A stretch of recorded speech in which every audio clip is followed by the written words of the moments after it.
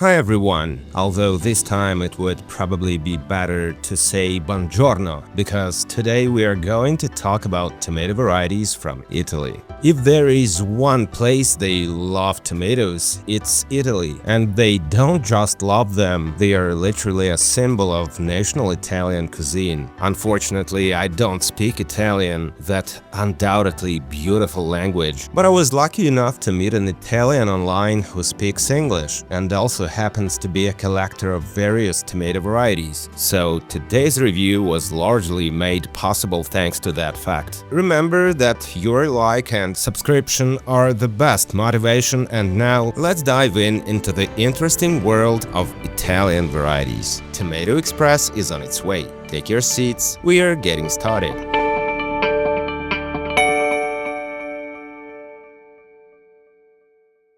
This season was full of pleasant surprises, but I'd like to highlight a few of them. For example, the next tomato, whose seeds were sent to me by my friend Nicola from Italy. The variety is very rare, and there is practically no information about it yet. Well, let's fill that gap and get acquainted with Datterino Gold Ivory, a beautiful representative of Italian tomatoes. And here it is, a real stunner of a variety called Datterino Gold Ivory. It definitely made one of the brightest impressions on me this season. I'll start by saying that this is a cherry variety with light yellow, elongated fruits with a small tip, gathered in long and abundant trusses. I grew this variety outdoors and it performed magnificently. It set fruit from bottom to top all season without any problems, was practically disease-free, and I'm talking about both the plants and the fruits themselves. No blossom and rot was noticed. Generally speaking, Datterino Gold Ivory is an indeterminate variety with stems that are quite sturdy for a cherry. Even in this not-so-great summer, the plants reached a height of about 6.5 feet, or around 2 meters by the end of the season. I really liked the variety. The trusses are beautiful and can be harvested whole. The tomatoes store quite well and can remain on the plants long after ripening without losing any quality. This is especially convenient for weekend gardeners, although I probably can't call myself that anymore, but still. The fruit set is excellent, the yield is high, and its decorative qualities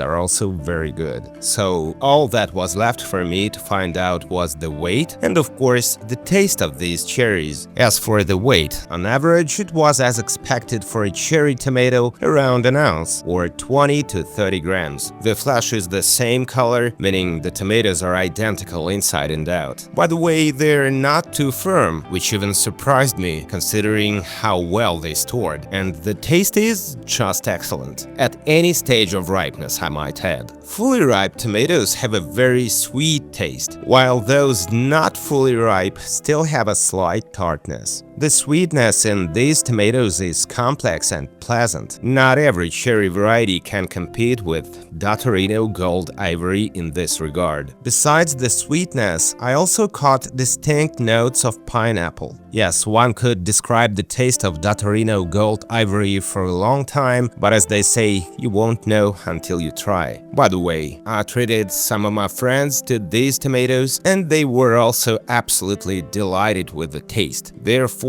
even setting aside its high yield, early maturity, and all the other pluses I listed, Datterino Gold Ivory is worth growing for its taste alone. One time I was taking these tomatoes home to collect seeds and also grabbed a box of different varieties to treat a friend. At some point I let him try a Datterino Gold Ivory, after which I had to share a bunch of these too. He liked them that much. So I'm glad such a wonderful variety fell into my hands, and I boldly recommend it to absolutely everyone. A gorgeous cherry tomato. And now let's move on to a bigger specimen. This is a red Italian tomato called Chilo Della Garfagnana, with the ripe fruits of a bright red color. However, this variety also has something in common with Datterino Gold Ivory. I'll tell you what I mean in a bit. For now, let's talk about its characteristics. Chilo Della Garfagnana is an indeterminate variety. In my case, by mid-season, the plants were about 5.5 feet or 1.7 meters tall when grown with 2 main stems. The yield is decent. Each bunch has 3 to 4 fruits, quite large, very attractive, bright tomatoes, the color of which reminds me of lipstick in its depth. They ripened evenly, which is not so common for slicer varieties. The weight of almost all harvested fruits exceeded 8.5 ounces, or 250 grams, with the largest weighing over 11 ounces, or 323 grams. The flesh is moderately juicy, beautiful on the cut, dense, and red with pink lines. Now let's return to my earlier thought. What do these two varieties have in common? In my opinion, they are simply made for eating fresh. The taste of Chilo Della Garfagnana is sweet with a bright acidity, a classic, old-fashioned, deep tomato flavor. This is important for a slicer. Besides, the tomatoes themselves are beautiful. I liked their unusual ribbing, slightly flattened shape, and rich red color, as well as the absence of hollow seed cavities, which even surprised me a bit. They also store for quite a long time for this type of tomato, so this is another great red variety in my collection. And from one pleasant discovery of this season, let's move on to another, no less unexpected one. I'm quite sure many of you have grown the Piennolo del Vesuvio tomato, but it turns out there is also a yellow version of this one, and it's simply an incomparable variety that I liked even more than its famous red version. Piennolo del Vesuvio Giallo is one of my personal favorites of the season, a tomato I can talk about for a long time, but I'll try to keep it brief. Its fruits resemble small lemons, and naturally, they are yellow. And they are just as firm, so they belong to the type of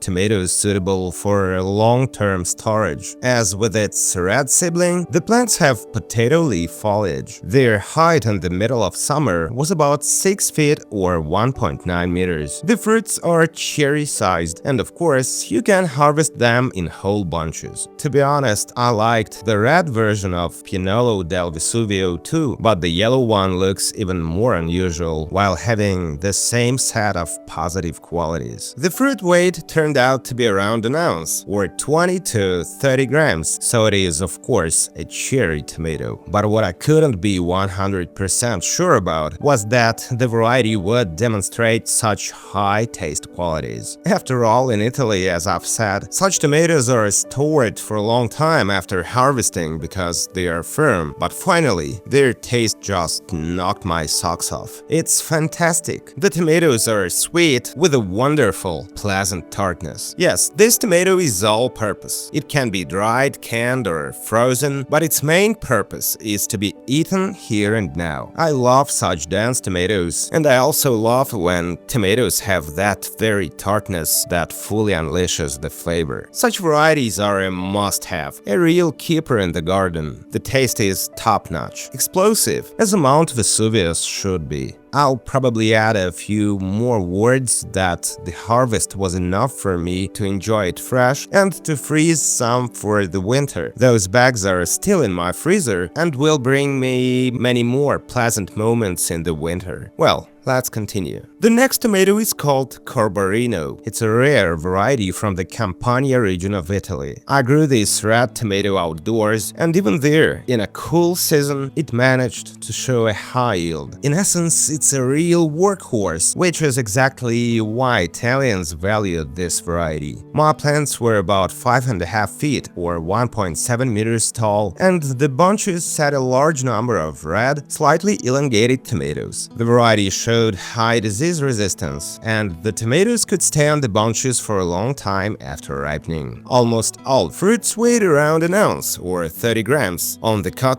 Corbarino is a classic red with thick walls and 2 seed cavities. I can't say that taste surprised me in any way, although it does have sweetness, but at the same time it has a lot of dry matter. Now I understand why it's most often used for whole fruit canning, and especially for making making thick sauces, although it seemed to me that it would be great for drying too. Overall, Corbarino is a trouble-free, high-yielding variety and is quite suitable for all these purposes, especially considering its high yield. For fresh eating, it's not the tomato I would choose first, but it has its own advantages. By the way, I have to tell you a story. I once asked Nicola if he had a unique Italian tomato sauce recipe. He replied that the main recipe is the tomatoes themselves and various seasonings that grow fresh at a particular time of year. That's Italians for you, only the natural taste of fresh herbs and tomatoes. If we are to focus specifically on the taste qualities of a particular variety, let me show you one more of my finds, a tomato called Camone. Yes, Italy has its own dark-fruited varieties too. Although this tomato is not completely dark, I would rather describe it as a mix of olive, copper, and chocolate shades. It reminded me somewhat of the famous Cumato variety, just as firm and shiny. I gave it a hard time in the open ground. I probably should have set aside a spot for Camone in the greenhouse. But despite this, the variety managed to show its stuff. Perhaps for this reason, the plants didn't grow tall, about 5 feet or 1.5 meters, and I didn't get a high yield, but the variety has potential. And there is something to love about it, especially since I had previously grown a dark Italian tomato, ancient heart of Ravenna, and I really loved it, so my expectations on Camone were positive. The fruits turned out to be around 4 to 4.5 ounces, or 120 to 130 grams, sometimes a little more, and the biggest discovery was their flavor. The tomatoes are delicious, sweet with a pleasant acidity. The sweetness clearly dominates, and the acidity complements it perfectly. A long time ago, I tried a very tasty hybrid of a similar type, Choco Big F1, and it seemed to me that Camone is in no way inferior to it. I can only imagine what it can show in a normal season, let alone in a greenhouse. I don't even know how to explain it,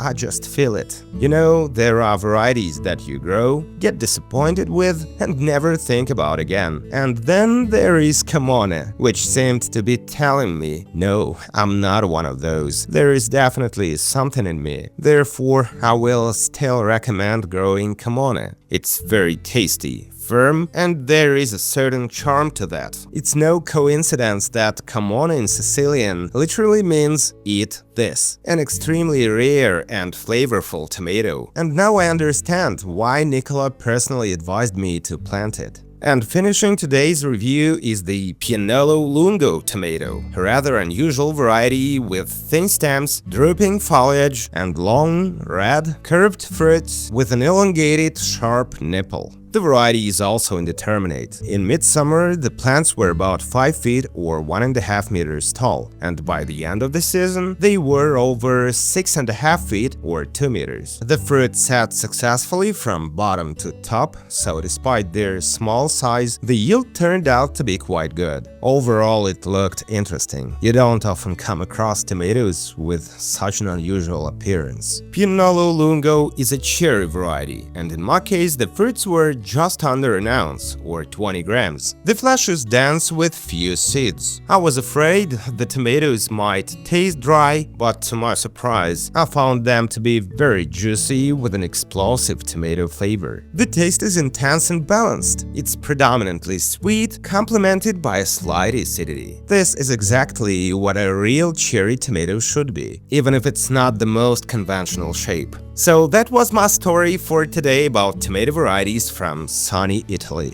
Thanks for watching. If you liked this video, don't forget to subscribe and of course, love tomatoes. Grow tomatoes. This is the Lucky Garden channel and see you soon.